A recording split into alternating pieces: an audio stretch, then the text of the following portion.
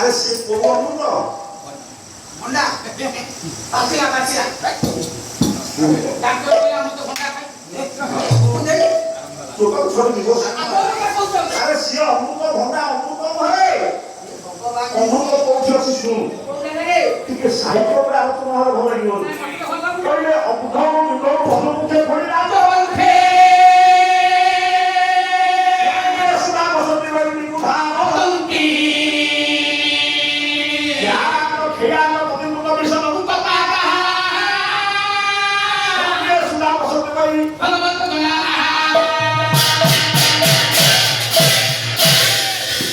ଅମୃତ କୋଉଠି ଅଛି କବି କହିଲେ ଅବୁଧକୁ ଅମୃତ କୋଇଲା ନା ଅଛି ଆଜ୍ଞା ଅବୁଧକୁ ଖାଲି କୋଉ ଜାଗାରେ ଅଛି ମତେ ଉତ୍ତରା ବୁଝିପାରିବୁ ଆରେ ଅର୍ଘ୍ୟ ଅର୍ଥାତ ସମୁଦ୍ର ସମୁଦ୍ର ଅବୁଧକୁ ମାନେ ସମୁଦ୍ରରେ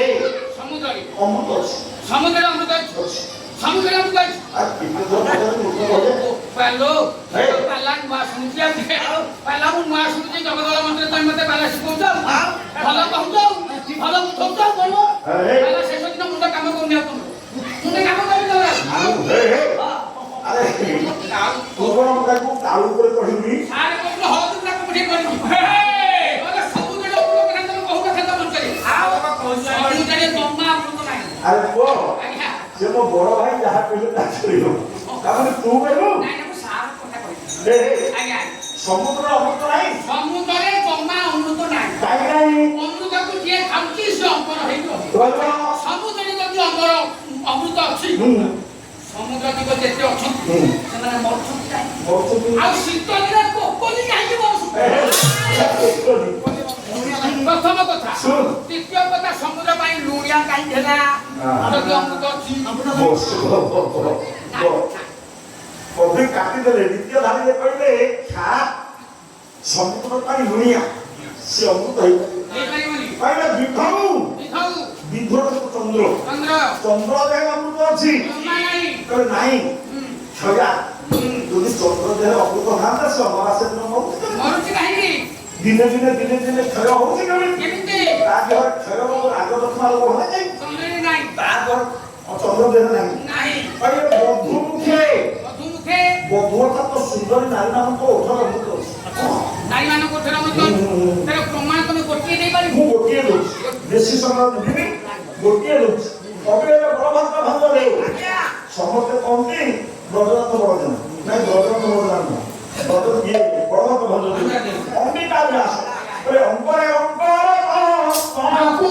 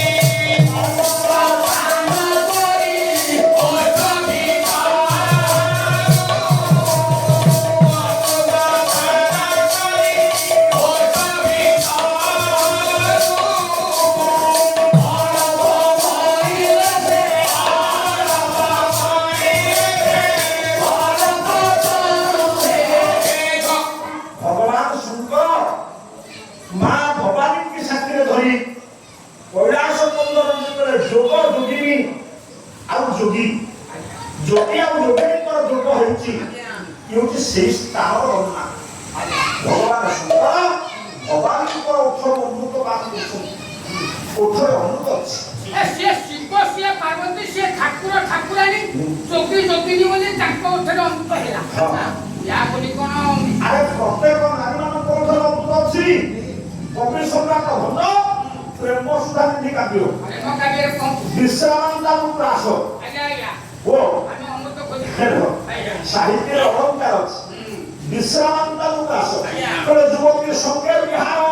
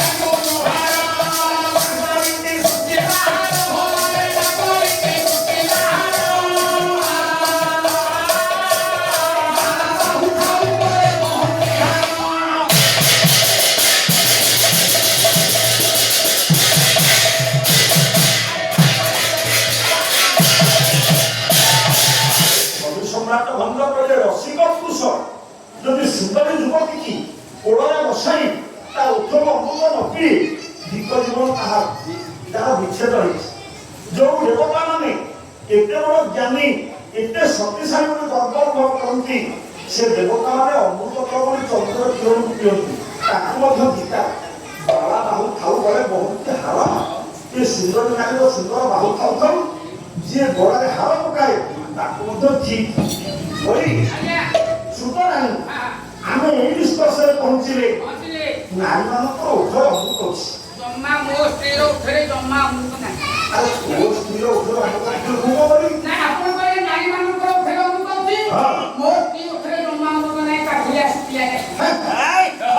ଆରେ ତୁ ଅନୁଭବ କରିପାରୁନି ତୋ ସ୍ତ୍ରୀ ଉଠରେ ଅମୃତ ଅଛି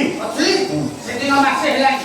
ଦିନପର ସମୟ ଆପଣ ଯାଇକି ମୋ ପାଖରେ ପହଞ୍ଚିଲେ କହିଲେ ଗୋଳେଇଲେ ପାଲାଟି କରୁଛି କଥାବାର୍ତ୍ତା ହେଲା କେମିତି କ'ଣ କରିବା ତୋରି ତଳକୁ ପକେଇ ଟିକେ ଦିନ ଯାକ ବସିଛୁ କଥାବାର୍ତ୍ତା ମୋ ସ୍ତ୍ରୀକୁ କହିଲା ରମେଶ କ'ଣ ତାର ଆସି ପହଞ୍ଚିଲେ ଚା ସେଦିନ ମୋ ସ୍ତ୍ରୀ ଚା ବସେଇଲା ଚା ବସେଇକି ପଳେଇ ଆସିଲା ମୋ ପାଖକୁ କହିଲା ହଇଏ ଚାକୁ ଘର ଭିତରେ ବସେଇ ଦେବ ମତେ କହିଲ ଚା ଟିକେ ବସାଉନି ମୁଁ ଚା ଟିକେ ବସେଇ ଦେଲି ଘରେ ଚିନି ରଖୁଛି ଜାଣିଛୁ ଘରେ ଚିନି ନାହିଁ ବାହାରେ ଚା ଟିକେ ଖାଇବେ ଚିନି ମୋର ମନେ ପଡ଼ିଗଲା କହିଲେ ଚିନି ନାହିଁ ଦି ବଳ ସମୟ ସାରକୁ ବସେଇଛି ଆଉ ଦୋକାନକୁ ଯିବି ତାକୁ ଡାକିବି ଚିନି ଆଣିବି ଚା ହବ ଆଉ ମନେ ପଡ଼ିଗଲା ଯେ ସାରେ ଅଙ୍କରେ ବୁଲଉଛନ୍ତି ନାରୀମାନଙ୍କର ଉଠରେ ଅମୃତ ଅଛି ଚା ଛାଣିଦେ ଗୋଟିଏ କପକୁ ଲେଣ୍ଡେ ଛାପ ପକେଇ ଦବୁ ସେ ମିଠା ହେଇଯିବ ମୁଣିକି ସାରକୁ ପଡ଼ିବ ସାରେ ଆପଣଙ୍କୁ ଯୋଉ କପ୍ ଚା ସେଦିନ ଦେଇଥିଲି ଚିନି ନଥିଲା ମୋ ସ୍ତ୍ରୀ ଲେଣ୍ଡେ ଛାପ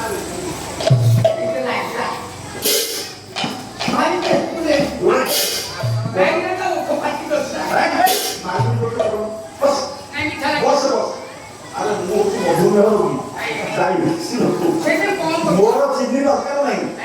ମୁଁ କିନ୍ତୁ ଚାହା ଭଲ ଲାଗୁଥିଲା ଶୁଣୁ ଶୁଣୁ କବି କହିଲେ ନାରୀମାନଙ୍କର ଉଠରେ ଅମୃତ ଅଛି ଯଦି ନାରୀମାନଙ୍କର ଉଠରେ ଅମୃତ ଅଛି ଅତିମୃତ ତା ସ୍ୱାମୀ କାହିଁକି ମରୁଛି ସବୁବେଳେ ଅମୃତ ପିଉଛି ସେଠି ଅମୃତ ନାହିଁ ଅମୃତ ଅଛି କୋଉଠି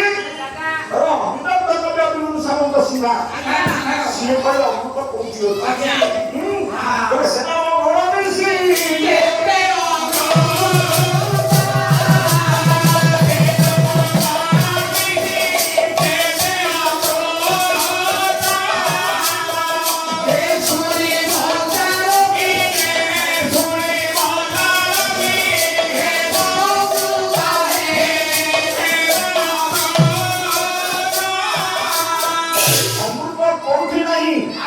ଅମୃତ ଅଛି ପ୍ରେମମୟ ଭଗବାନ ପୁରୁଷୋତ୍ତମଙ୍କ ପବିତ୍ର ନାଁରେ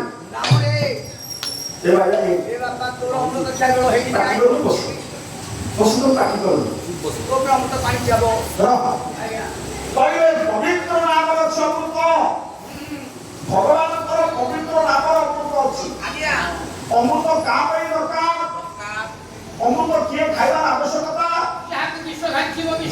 ବିଷ ଘାରିଥିବ ସେ ଅମୃତ ଖାଇ ଆମେ ସମସ୍ତେ ବିଷ ଜଳରେ ଘାରି ହଉଛେ ଓଡ଼ିଶାରେ ଭାଗବତ ଦିଟା ଗୋଟେ ହଉଛି ଜଗନ୍ନାଥ ଦାସପୁର ଭାଗବତ ଆଉ ଗୋଟେ ହଉଛି ଆପଣଙ୍କର ଦୀନବନ୍ଧୁ ମିଶ୍ର ଖୋର୍ଦ୍ଧା ଖାଡେକା ଭାଗବତ ସେ ଖାଡେକା ଭାଗବତରେ ଖାଡେକା କହିଲେ କହିଲେ ଶରୀର ବିଷୟ ଆମିଷ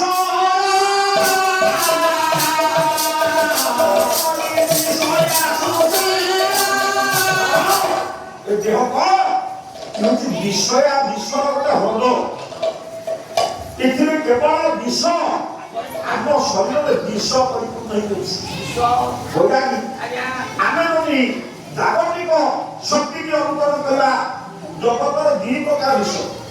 ଗୋଟେ ହଉଛି ସ୍ଥାବର ବିଷ ଗୋଟେ ହଉଛି ଜଙ୍ଗମ ବିଷ ଶୁଣନ୍ତୁ ସ୍ଥାବର ବିଷ କାହାକୁ କହନ୍ତି ଜଙ୍ଗମ ବିଷ କାହାକୁ ଆପଣ ଦେଖିବେ କି ସ୍ଥାବର ବିଷ ये साधारणतः उद्भिद सृष्टि हुई माटी सृष्टि हुई आप हीरा को सृष्टि बुझे केते बड़ मूल्यवान ये धातु रत्न ताकू जब पाटी लगे तो मृत्युवरण कर विश्व स्थावर विश्व बड़ी ये हारियानी सीधी परिश्रा करके देह घाई परिश्रा विश्व जंगल विश्व आप गचर रस अनेक गचर रस विषाक्त सृष्टि करे अनेक गचर पत्र विष ଅନେକ ଗଛର ଚେର ମଧ୍ୟ ବିଷ। ପୁରା ଯେତେ ଖାଇଦେବେ ଯାହା ପୁରା ବୋଲିଲେ ଏଠି ବେଲା ଫସ ହେଇଯିବ। ଏ ବିଷ ଭାଇ ବୁଢ଼ଟା ବିଷ ଆଉ ଲୋକ ମରିଯାଉଛି। ମେଞ୍ଚେ ଖାଇଦେବ ଇହାରେ ଗୋଟେ ବଳି ହେଇକି ଶୋଇପଡ଼ିବ। ଆଚ୍ଛା ଆଉ ଭିତରେ ତ 10 ଲୋକ ଖାଇଦେବ ପଛେ ଜନ୍ଦା କୋଠି ଖାଇଦେବ। ବୁଢ଼ ଖାଇଲେ ମରିବ। ଶୁଣ ବୃକ୍ଷ କାହିଁକି ଆଣିଲୁ ଯୋଉ ବିଷ ସୃଷ୍ଟି ହୁଏ ତାକୁ ସ୍ଥାବର ବିଷ ଜଙ୍ଗଲ ବିଷ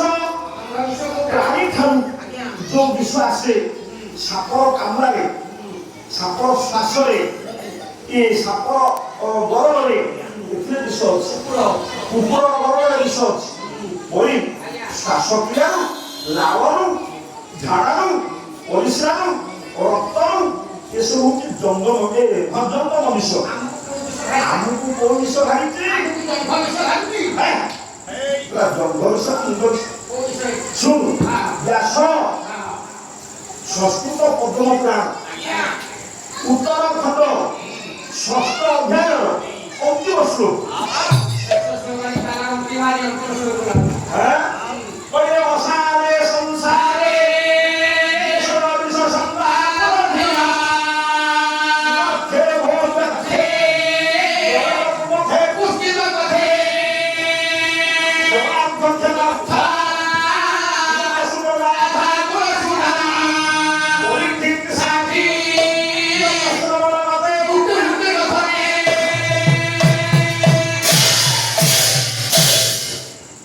ସୁନ୍ଦର ଶ୍ଲୋକ ଶୁଣୁ ଖାଲି ଅର୍ଥଟା ବୁଝିଗଲେ ହବ। ହଉ ନାରାୟଣ ଭଲ ମଣିଷ ହବ ବହୁତ ପାଠ ପଢ ପାଠ ପଢୁଥିଲେ କୌଶଲ୍ୟ ପଢୁ ତୁ କୌଶଲ୍ୟ ପଢୁ ଚତୁର୍ଥରେ ପଢିବେ ଆଉ ଭାଇ ଭଉଣୀ ଅଛନ୍ତି କିଏ ବଡ ହେଲେ ସାନ ତୁ ସାନ ଆଉ ଜଣେ ବଡ ହେଇଛି ଆଉ 3ଟା ଭଉଣୀ।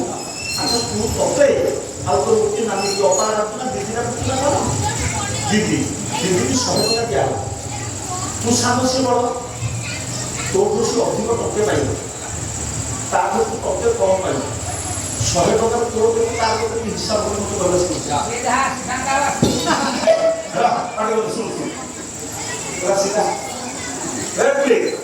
ହିସାବ କରିକି କହ ସେ 2 ଜଣଙ୍କ ଭିତରୁ 100 ଟଙ୍କା ବାଟିକି ଦେବେ 2 ଜଣଙ୍କ ଭିତରେ ଜଣେ ନବ ଟଙ୍କା ଅଧିକ ଜଣେ ନବ ଟଙ୍କା କମ୍ ଏବେ ହିସାବ ଶୁଣ ବ୍ୟାସ କହିଲେ ଅସାରେ ସଂସାରେ ସଂସାର ସନ୍ଦେଇ ସନ୍ଦେଇ ସରପତି ସଂସାର ବଳି ଧୀରେ ଧୀରେ ଧୀରେ ଧୀରେ ଧୀରେ ଧୀରେ ପରିବର୍ତ୍ତିତ ହେଉଛି ପୃଥିବୀ ଖାଲି ପୃଥିବୀ ପରିବର୍ତ୍ତନ ହଉଥିଲେ ପୃଥିବୀରେ ଜୀବଜଗତ ମଧ୍ୟ ପରିବର୍ତ୍ତିତ ହେଉଛି। ଗୀତା କହିଲେ ଦେହି ବସିଲେ କଥା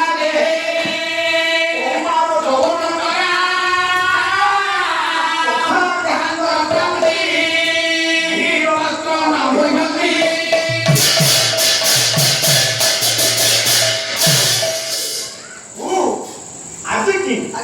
50 ବର୍ଷ ପରେ କେମିତି ଆଇଥିଲୁ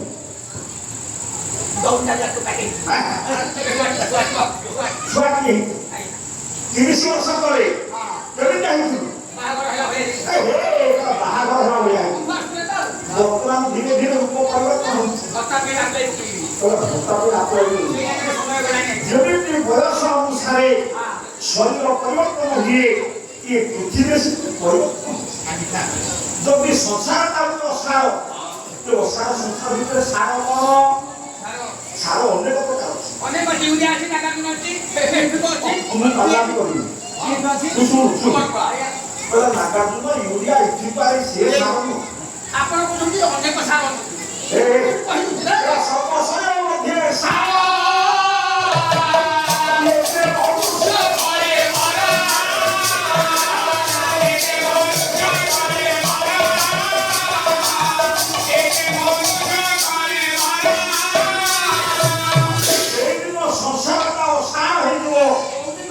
ଯୋଉଦିନ ଏ ସାର ଶରୀରଟା ଅସାର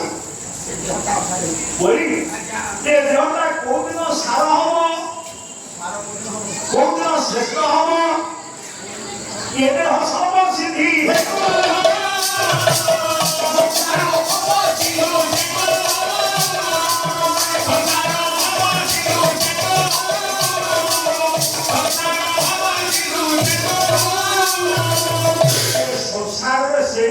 ଶରୀର ସାର ହବ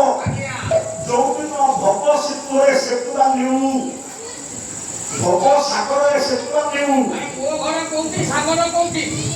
ମୁଁ ନଦୀ ମହାନଦୀ ଛାଡ଼ିକି ସାଗର କୂଳ ପାଇବିନି ସେଟା ମୁଁ ବନ୍ଧ କରିବା କଣ ଦରକାର ମୋର ମୁଁ କଣ ହନୁମାନ ହେଇଛି ବହି ଆଜ୍ଞା ଏ ସଂସାର ହଉଛି ଗୋଟେ ସାଗର ଗୋଟେ ସାଗର ଏ ଶରୀର ହଉଛି ସେଥିରେ ଗୋଟେ ସେତୁ ଆମ ଦେହ ହଉଛି ସେତୁ ବନ୍ଧ ଯୋଉଦିନ ଏ ଶରୀର ପାଇକି ଏ ଜୀବ ମୁକ୍ତି କାମନା କରିବ ସେଇଦିନ ଦେହଟା ସାର ହବ ଯାହାକୁ ଆପଣମାନଙ୍କ ଶଙ୍କରାଚାର୍ଯ୍ୟ କହିଛନ୍ତି ଗୋଟାକି ବହିର ନା ବିବେକ ଚୂଡ଼ାମଣି 2 ନମ୍ବର ଶ୍ଲୋକ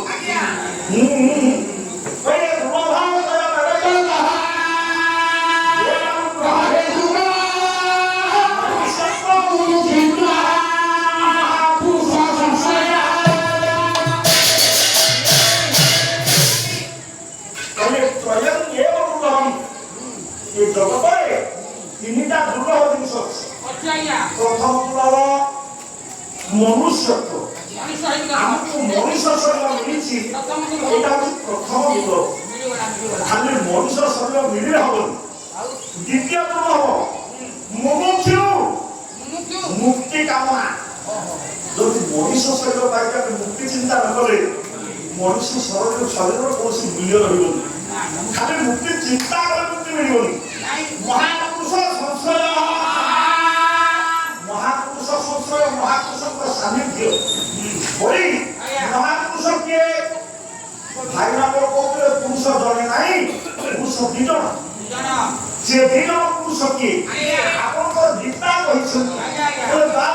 ପୁରୁଷ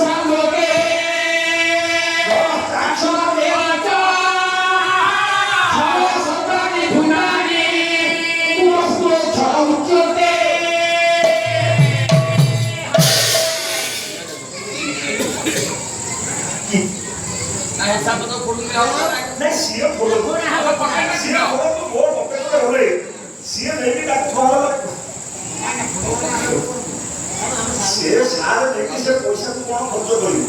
କିନ୍ତୁ ଆପଣମାନଙ୍କ ଯୋଉ ମହତ୍ଵ ଦାନ ଇଏ ଅମୂଲ୍ୟ ଦାନ ଇଏ କେବଳ ବହି କାର୍ଯ୍ୟ ବହି ଯୋଉ ବହି ଲେଖା ହେଇଛି ସେ ବହି ଛପା ହବ ଆପଣଙ୍କର ଦାନ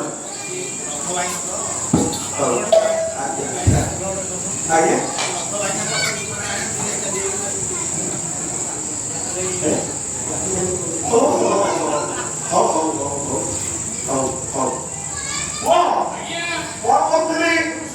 ପୁରୁଷ ହଉଛନ୍ତି 2 ଜଣ ସେ 2 ଜଣ କିଏ ଲୋକେ ବହୁ ପୁରୁଷ ଏ ଲୋକରେ ସଂସାରରେ ଜଗତରେ ପୁରୁଷ ହଉଛନ୍ତି 2 ଜଣ ସେ 2 ଜଣ କିଏ ଜଣେ କ୍ଷର ଆଉ ଜଣେ ଅକ୍ଷର ବଳି କଣ ଜଣେ କ୍ଷର ଜଣେ ଅକ୍ଷର ମାନେ କ୍ଷର ହଉଥିବା ପୁରୁଷ ଜଣେ ଆଉ ଦାଢି ବିଷ ଧରିବ ଅକ୍ଷରି ଆଇଛି ଜଣେ କ୍ଷର ହଉଛି ତ ଦାଢି ବିଷ এই প্রকার ନାଇଁ କ୍ଷର ସବାୟ ଭୂତାନି ଆମେ ଯେତେ ଶରୀର ଦେଖୁଛୁ ଏମାନେ ସମସ୍ତେ କ୍ଷର ଏମାନେ ନଷ୍ଟପ୍ରାପ୍ତ ଦେହ ରହିବନି କିନ୍ତୁ ଅକ୍ଷର ଯିଏ କୁଟସ୍ଥ ଯିଏ ଛକିକି ଅଛି ଲୁଚିକି ଅଛି ତାର ବିନାଶ ନାହିଁ ସିଏ ଅମର ଅମର ନିର୍ବିକଳ୍ପ ସିଏ ସ୍ୱୟଂ ସ୍ୱତନ୍ତ୍ର ଈଶ୍ୱର ତାଙ୍କ ବିନାଶ ନାହିଁ ସିଏ ଅଛି କୋଉଠି ସିଏ ଅଛି କୋଉଠି ଆପଣଙ୍କର ସେ ଖାଦ୍ୟ ଭାଗବତ ସିଏ କହିଲେ ପୃଥିବୀ ଆଜି ପଞ୍ଚଭୂତେ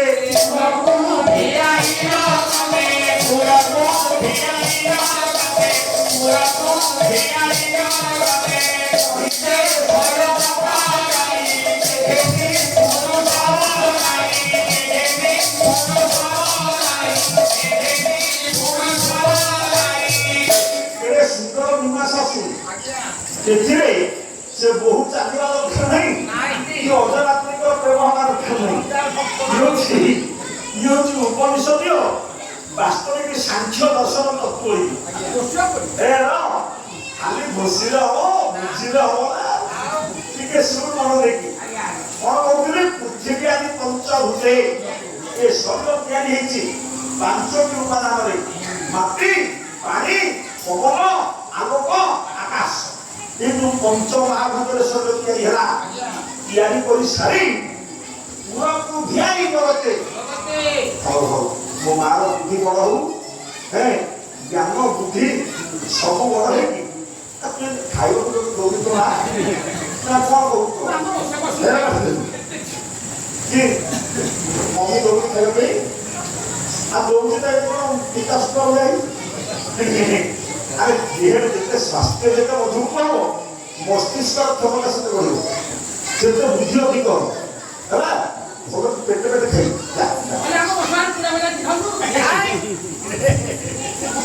ବୋପା ସମ୍ପତ୍ତି ଭଳିଆ ଏଇ ଶରୀର ତିଆରି କଲା ତାର ଭିତରେ ସେ ଶୋଇଲା କହିଲା ପୃଥିବୀ ଆଦି ପଞ୍ଚଭୂତେ ପୁରକୁ ଘେରାଇ କହିଲେ ଶୟନ କରନି ଏମିତି ପୁରୁଷ କହି ସେ କୋଉଠି ଶୋଇଛି କିଏ ଶରୀର ଭିତରେ କୋଉଠି ଶୋଇଛି ଆମ ଦେହ ଭିତରେ ତାକୁ ଚିହ୍ନିଲେ ଶରୀର ସାର ହବ ନହେଲେ ସାର ହବନି ସମସ୍ତେ ଓଡ଼ିଶାରେ ଯେତେ କଳାଗଲା ସମସ୍ତେ କହିଲେ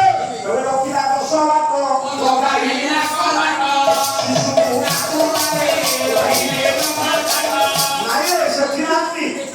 ସେଠି ନାହିଁ ଅଛି ପକ୍ତି ଈଶ୍ୱର ସର୍ବଭୂତା ସର୍ବଭୂତା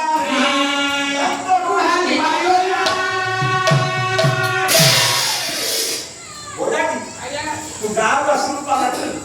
କେମିତି ଆସିଲୁ ମୋଟର ସାଇକେଲ ଯନ୍ତ୍ର ଈଶ୍ୱରଙ୍କର ଗୋଟେ ଯନ୍ତ୍ର ଅଛି ସେ ଯନ୍ତ୍ରରେ ସଂସାର ଅଛି ସେ ଯନ୍ତ୍ରଟା ହଉଛି ଶରୀର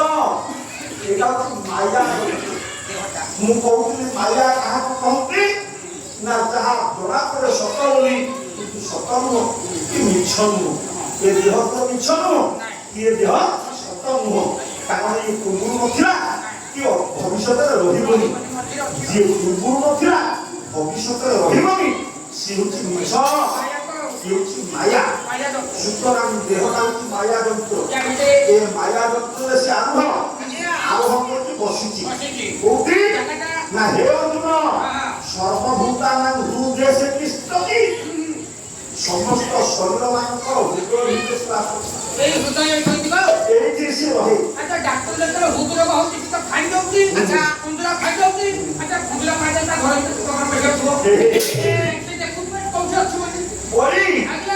ଘର ଡାକ୍ତର ଅପରେସନ କଲା ତା ଭିତରେ ସିଏ ଅଛି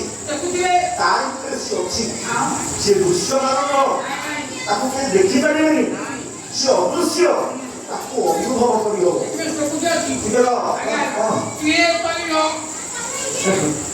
ବସ ବସ ବସ ବସ ବଡ ପଣ୍ଡିତ ହେଉଛୁ ତ ମୁଁ ନଥିଲା ବେଳେ ମୋ ଖାତାକୁ ଘାଟିକି ବସିବୁ ହଁ ଠିକ ଅଛି ଶୁଣ ସେ ଲୁଚିକି ଅଛି କେମିତି ଲୁଚିକି ଅଛି ଆପଣଙ୍କର ସାଂଖ୍ୟ ଦର୍ଶନ କପିଳ କହିଲେ ମହର୍ଷି କପିଳଙ୍କର ସାଂଖ୍ୟ ଆଉ ମତେ ମୋ ଭାଇନା କହିଲେ ମୁଁ ତମର ଗୁରୁ ହେବି ମୁଁ ତମକୁ ଗୁରୁ ବୋଲି ଡାକୁଛି ଆଉ ତମେ ଏପର୍ଯ୍ୟନ୍ତ ଶିଷ୍ୟ ହେଲାଣି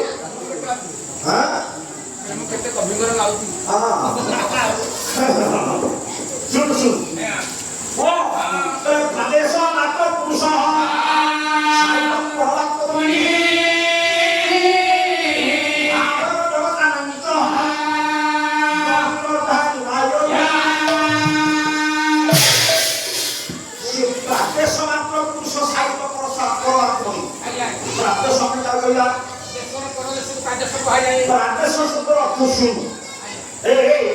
ପ୍ରାଦେଶ ହଉଛି ମାତ୍ର ବର୍ଷ ଆଗରୁ ଗଠିତ ସ୍ଥାନ ବସ ବସ ଆପଣ ଦୁଇଟି ହାତର 4ଟି ଅଙ୍ଗୁଳି ଯୋଡ଼ି ଦିଅନ୍ତୁ ଏଇଠାରୁ ବୃଦ୍ଧାଙ୍ଗୁଷ୍ଠୀର ଅଗ୍ରଭାଗରୁ ତର୍ଜନୀର ଅଗ୍ରଭାଗ ଆଉ ବୃଦ୍ଧାଙ୍ଗୁଷ୍ଠୀ ମିଶି ଆସୁଛି ମାପ ପଡା ବର୍ଷ ଏଇ ବର୍ଷ ଆଙ୍ଗୁଳି ଦିଟାକୁ ଯୋଡ଼ି ଦିଅନ୍ତୁ ହୃଦୟଟା ଆକୃତି ହେଇଛି ତେଣୁ ବଟ ବଟ ବାସି ଆର